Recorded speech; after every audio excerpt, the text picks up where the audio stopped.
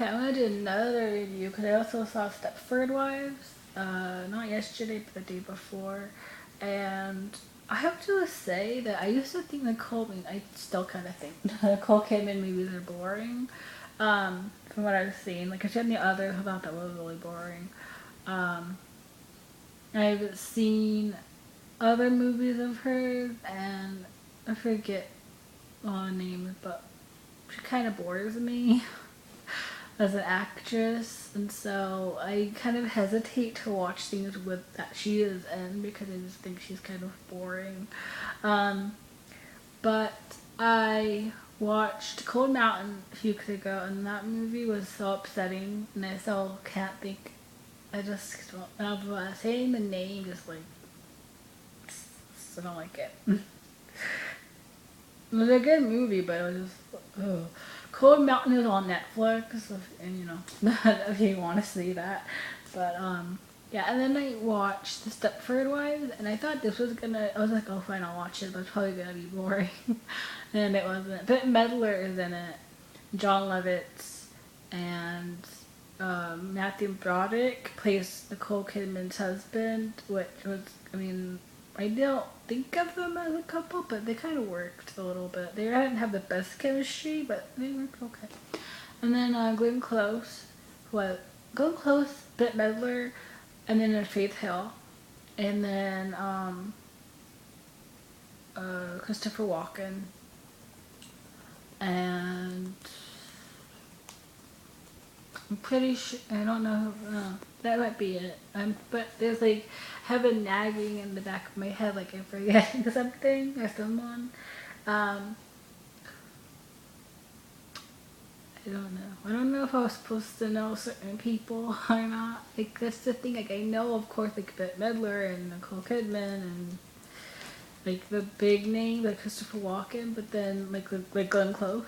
But then there are other actors that I'm sure I'm supposed to know, but I don't know who they are, and I don't know. I guess I should, but I don't.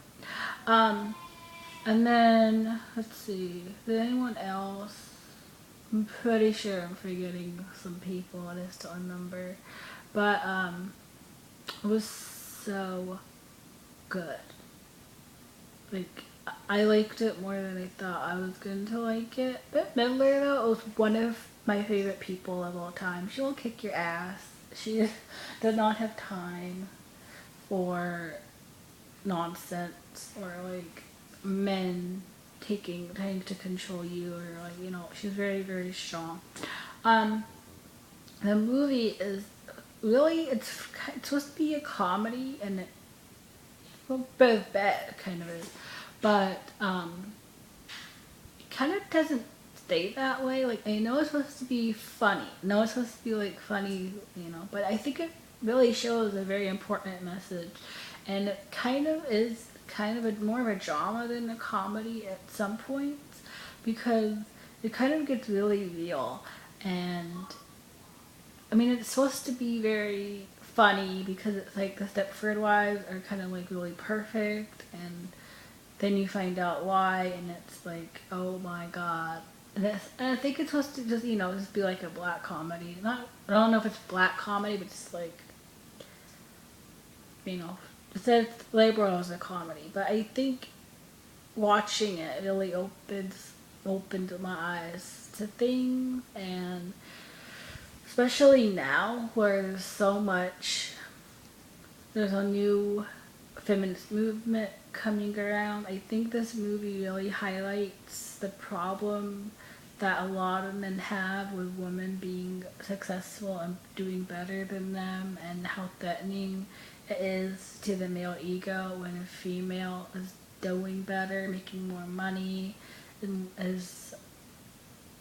he isn't, and he's not making that much money, and he doesn't have the greatest job, and maybe he has to, he's the one that makes the dinner and takes care of the kids, and the woman's role,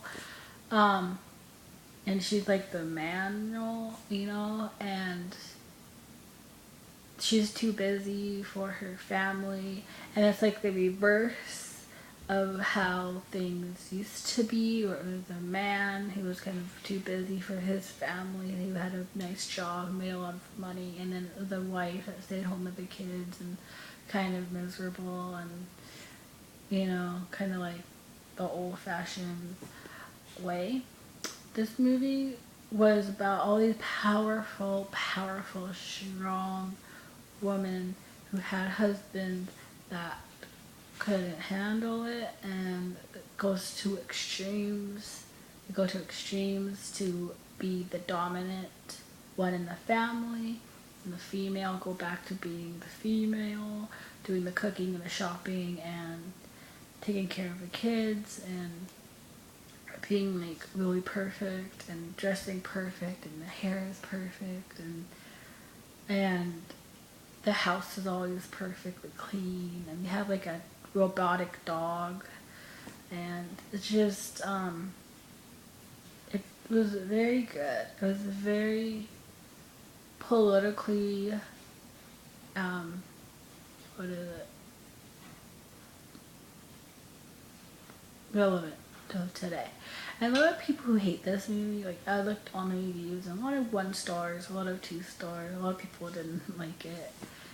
I did. I didn't think I would, and that's the thing. I didn't think I would like it that much. I was putting it on because Bette Midler's in it, and I want to see her movies. I'm a big fan of her.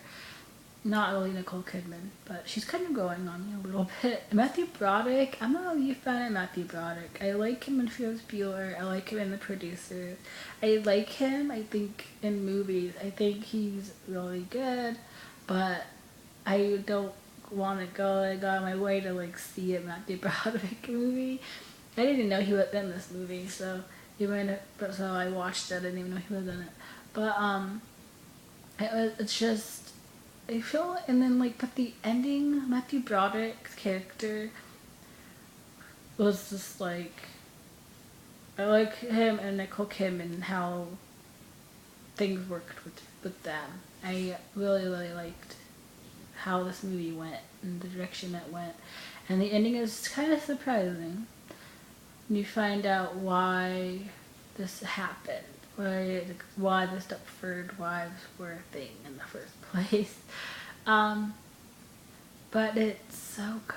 I keep saying that about everything right now, but I don't think, I'm sure you know, it has a lot of really bad reviews, so obviously people don't like this movie, but I liked it.